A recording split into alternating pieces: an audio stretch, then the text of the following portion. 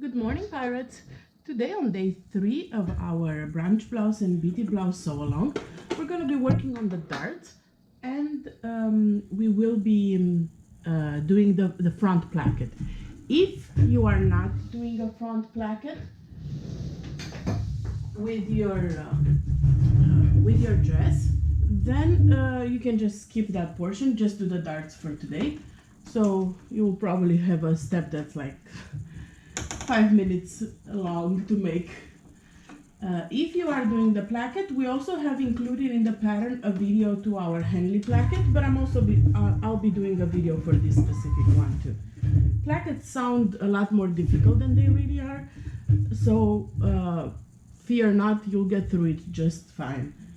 Let's start though with the dart. The pattern has the dart markings for the front, on the front, so I hope by now you've already transferred your markings on your main fabric. Mine, I'm not sure if you can see them here. I can see them, but I'm not sure if the camera captures it. I have mine with a blue fabric marker. So I have a thin fabric marker that's blue that I've drawn my I drew my darts with it. So the easiest way I find to sew darts is to just fold your shirt like so along the center of the dart. Make sure your two ends of the dart match on both sides. So now with it folded and a flat side, you have your end of the dart, which is in my case right here, and you have one line of the dart, and it will be exactly the same on the other side. So I'll go ahead and sew with the darts, back stitching at the beginning of the dart, but not back stitching at the end. And I'll explain to you why, and I'll show you. So sew along the marked line. A regular straight stitch with your sewing machine. This is not a step you want to do with your serger. Okay, so now that I stopped at the marking line, at the dot, the bust apex it's called, I'm not top stitching, I'm just removing, and I'm gonna go ahead and do a hand knot. Like I'm gonna tie a knot instead of doing a back stitch here. And the reason why I'm doing this is because when you tie a knot instead of back stitching, the bulk here at the apex will be minimal. So by tying a knot, you have a tiny knot there instead of a bulkier back stitch, and it won't unravel. So now when you open your the front, see, it finishes really smoothly here. There's no bulk in the dart, and now you're gonna be pressing your dart towards the lower part of your dress or top, not up but down. So I'll repeat the same thing on the other side. Again, I have my fabric here, my fold, and I'm gonna be stitching along this line, stopping here at the apex and apex without back stitching there, but I do back stitch at the beginning.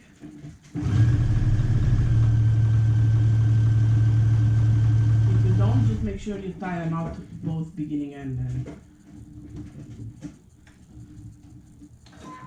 All right,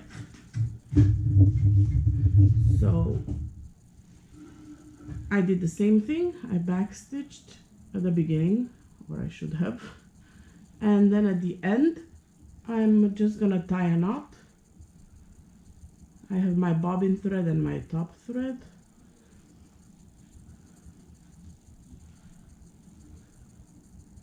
Just a simple knot. It's not going to unravel.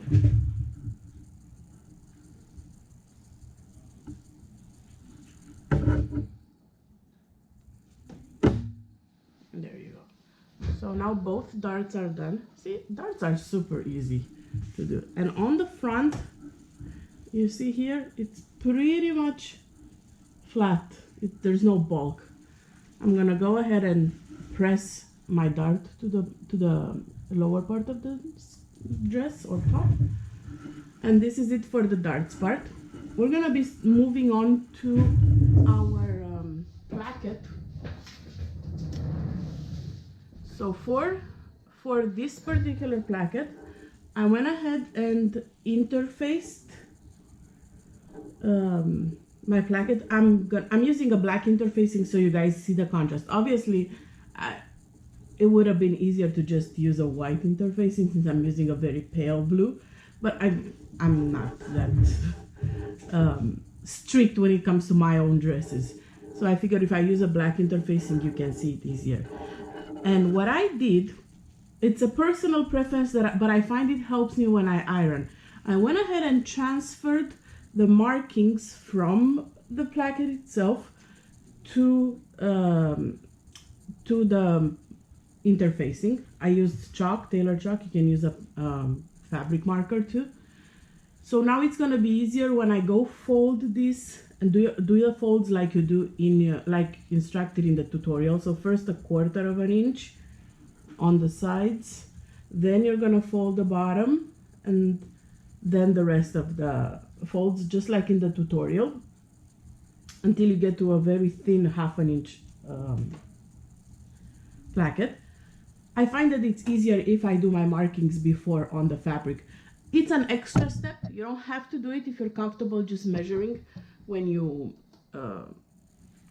fold with your and press with your ironing machine.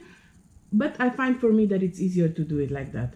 So I'm gonna go ahead and do my pressing and come back and we'll talk about we'll be sewing the placket. Now that the placket is folded and ironed, let me show you how it looks from like a front view. It might help if you're a visual learner how to see the folds. So it should look something like this. So you have a fold that's 1/4 of an inch, and then you have folds at 1/2 inch. So when you open it, when you fold it all together, it's gonna look like this.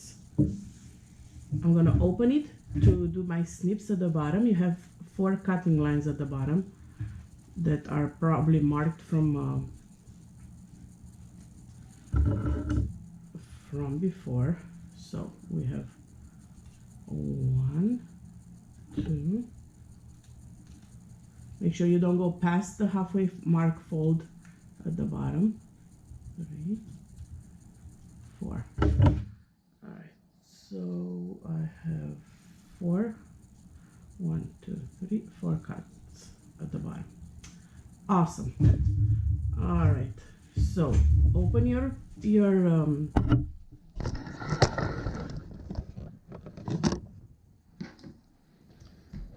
placket, and let's go ahead and pin it on the dress so we can sew it in place. Take the front of your, when I say dress, I also mean top if you're doing a top. I'm just saying dress because I'm sewing a dress. But obviously it's the same technique regardless of the style you're making. All right, so I placed my shoulder seams together so I can find the center. I'm doing like a finger press here at the center.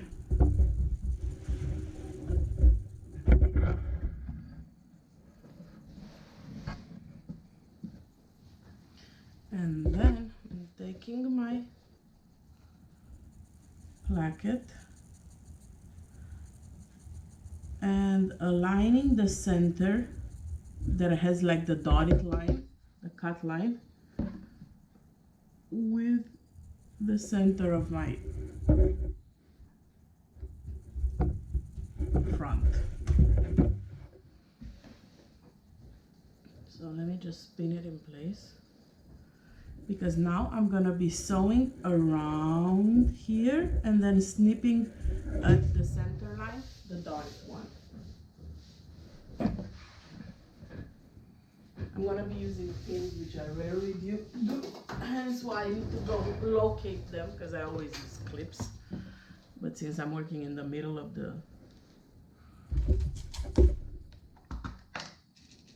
dress front, I need to use some pins to hold it in place.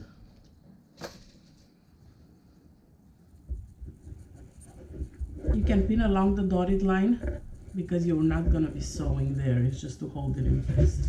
Make sure it's straight. So that's why I did my press earlier, my finger press, because I'm making sure that my dotted line goes along the center of the front. Make sure you don't push it like this or like this.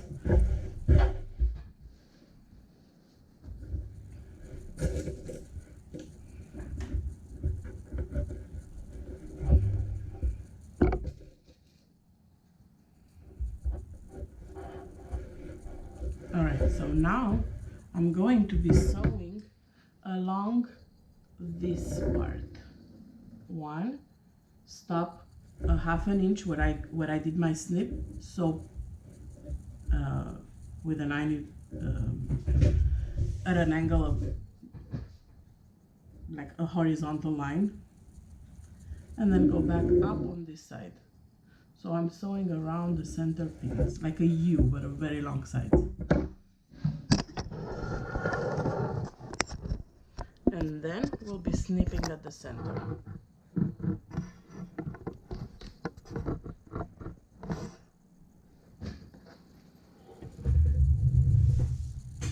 Regular straight stitch.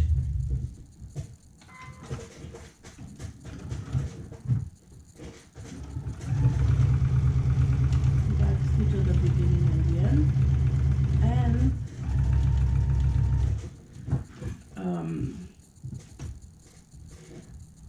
something that I wanted to mention while I'm sewing this. I know a lot of times when I do sew along, you see me working almost exclusively with my serger. Well, this is a woven pattern, and I highly encourage you to use your sewing machine for this project and just use your serger to finish the raw edges instead of sewing just with your serger. I know it's easier to just run everything through the serger, but trust me, woven is not meant to be sewn exclusively with the serger, especially if it's something that you plan on wearing, or if you're sewing for your kids and they're gonna be running around in this and putting a lot of stress to the seams. A serger thread will not hold as close to good as sewing machine stitch. So I highly encourage you to use your sewing machine for all these steps and just use your serger to finish the raw edges. So if you see here, I've sewn, this is the purple thread that I'm using. I've sewn along this side. And now I'm gonna be taking my scissors and just cutting along the center. Stop at the halfway point here, where my little V is, right here. And then just go as close as humanly possible to the stitches in the corner, obviously without snipping the stitches. The closer you get to the corner, the sharper your corner will be once you fold it. So let me put my dress upside up. It will look something like this. Once you snipped your placket and you did this, you have at the bottom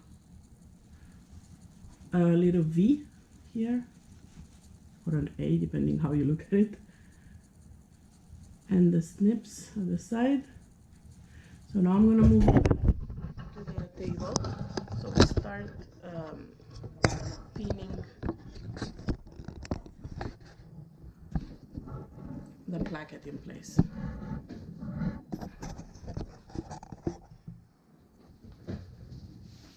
Alright, I'm gonna be removing my pins, and we'll start with the left side on the table, which is basically the wearer's right side. So I have my clips. Flip your fabric, your shirt or your dress, so that the wrong side is towards you. Move the left side away, this way it won't bother you. And then fold your placket on the inside, making sure you grab the seam allowance right in here.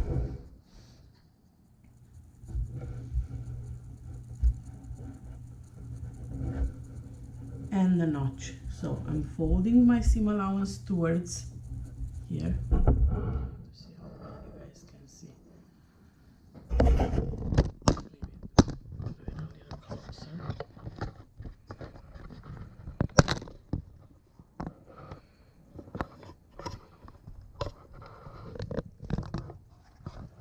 Hope I'm not making any of you dizzy. I'm trying to make sure I get as close as possible for all the visual learners we have here in the group. So I'm folding this, I'm taking my notch, the little V point, folding it inside. So I'm gonna catch my little notch here on the inside.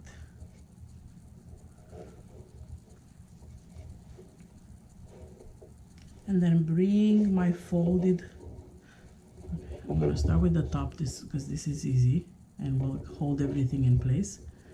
And then go through the bottom steps again. So you can see I'm catching my seam allowance, this part, inside here. So there is no raw edge.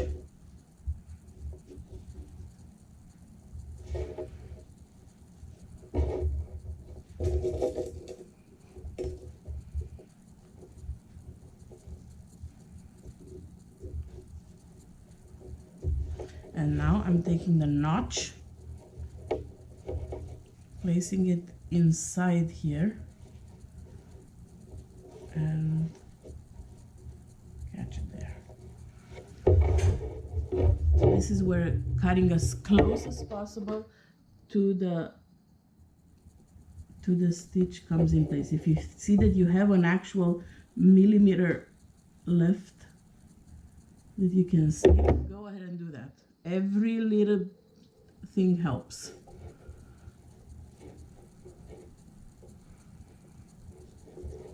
All right, so I have my notch here inside, all cut beautifully.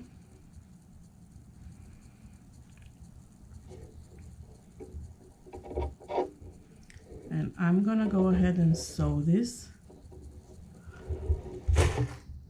So now that we have it all pinned in place, this is how it's gonna look like pinned on the back of the dress. This is the front and this is the back. So I have my pins and then I have my little V notch cut inside here. All right, so we're gonna flip again the fabric. So we're right side out. Now, again, this is far away. This is where my notch is going to be inside. If you want to use like hem tape to hold it in place, you can. So your little V notch doesn't run away from inside. So now I'm gonna be sewing along this like an L shape, vertically, and then at the little notch. Let me go ahead and change to a lighter colored thread. So this doesn't stand out, because I have purple in here.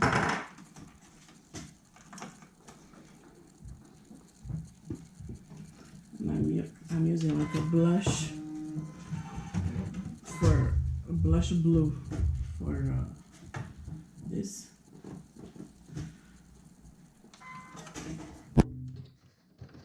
I'm sewing as close as possible to the edge making sure I don't sew over pins. I'm really not a fan. I know a lot of seamstresses like to sew over pins. I'm really not a fan. Like, I'm terrified of having a little pin break and a part of it just piercing my eyes. So no, you won't see me sewing over pins in any of my tutorials.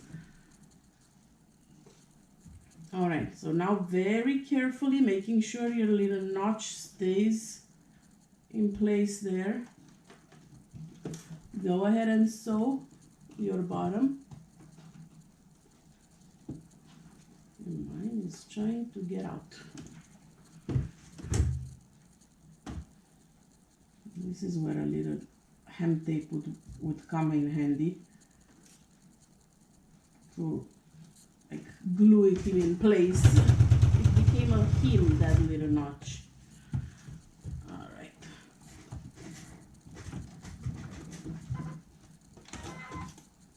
I'm double checking to make sure everything is where it's supposed to be.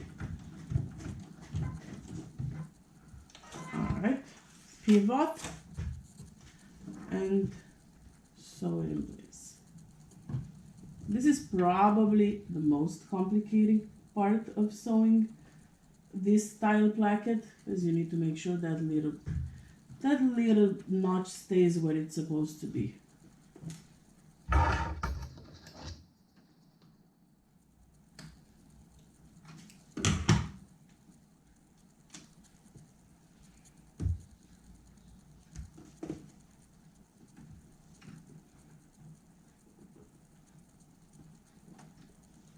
All right, now I'm happy.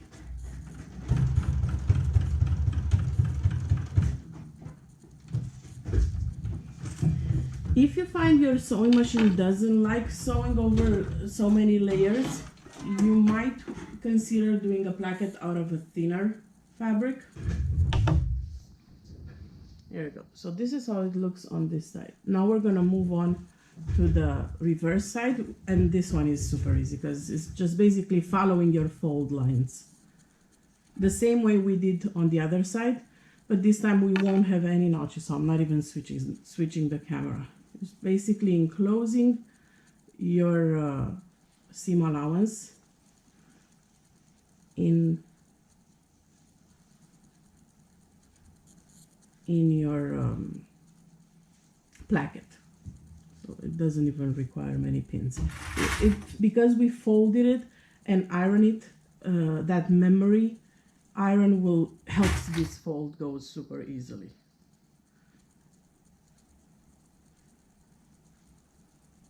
And there you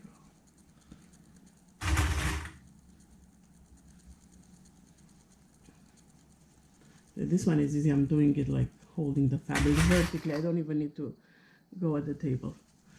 So this is how it's gonna look on the front, and I'll go ahead and sew along the vertical part, and then we're gonna overlap at the bottom.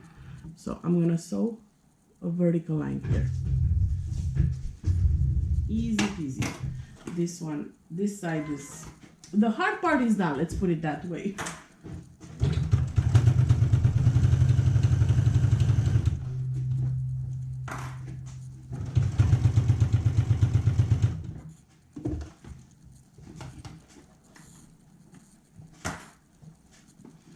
I'm gonna stop about 1/2 inch away because I want to overlap and not have too many stitches. So if you stop about 1/2 inch away from the bottom of the corner, you won't have an excess of stitching when you overlap and sew your, see right here, I stopped here with my stitching instead of going all the way down. See, so I have no stitches here because now I'm going to overlap these two. So once I overlap it, let me just put a pin in here above what I'm going to sew, because now once I overlap it, I'm gonna go ahead and finish that stitching there, that 1/2 inch, and it's gonna look much cleaner. So now I'll go ahead and finish this and do a square. you might have a lot of fabric here on the top, so think about that. If your machine doesn't like thicker fabric, a trick to make it like a thicker layer here would be to you can hammer it like you do with your jeans, or you can make your presser foot a little higher. Like if you have a machine that adjusts the height of the presser foot, put it a little higher and it's gonna work better. And again, go very slow. If you decide to do buttons and buttonholes where the placket is, I highly encourage you to do those now. I don't plan on adding buttons. I'm adding snaps, so it really doesn't make much of a difference for me. Instead of sewing now your little square here where they overlap, I suggest you pin it down and then, like the pattern says, mark your what you call it, buttonhole. Oof, I can't find my words. Your buttonholes, mark them now and do them now while you still can open the fabric very easily. I'm not adding that. I'm gonna probably be adding like some cute snaps later on when I finish the dress. I'm still deciding. I'm gonna put it on and decide then what I'm gonna do. But if you plan on adding buttons and buttonholes, do those now in this step before you sew the square. I'm gonna go ahead and sew my square at the bottom because I don't even know what I plan on adding at the end. I wanna see how lower is the cut. I don't even remember if it's too low that I need to button up, or I can just leave it like that raw. I'll try it on and I'll figure it out later. So I'll do my square for now. And this is basically your last step of the day.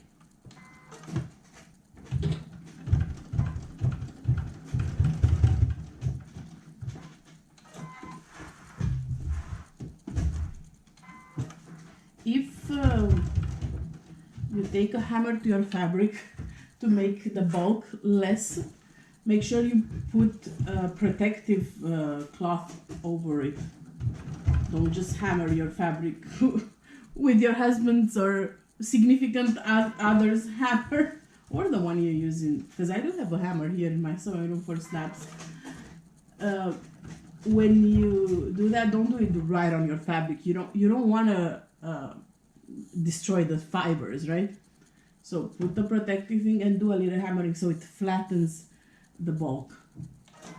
My machine loves me and it doesn't give me any hard times, so I don't do that. We had a deal when me and her met that I'll be kind to her, but if she's, and take her to the cleaners every year if she's kind to me and works with thicker fabric. So I'm just gonna finish my square here. I'm doing an X inside, and then that's it for today. See, I was just bragging about her and she's trying to show off now. Once you finish your darts and your placket, or just your darts if you're skipping this step, post a picture of your finished work in the comments of day 3 thread of the Sew Along album, of the Branch Brow Sew Along album. And there, beautiful. Isn't it pretty? Look what a beautiful placket. So this will overlap, and I'm probably gonna add a couple of snaps, maybe 3 snaps, I don't know. But everything matches beautifully. There you go. So I will see you back here tomorrow for our day 4 steps. We'll be doing the pocket, the waistband, and we'll sew the back seam on the dress. So easy peasy steps tomorrow. Today was the hardest day, let's put it that way. All right, guys, talk to you soon.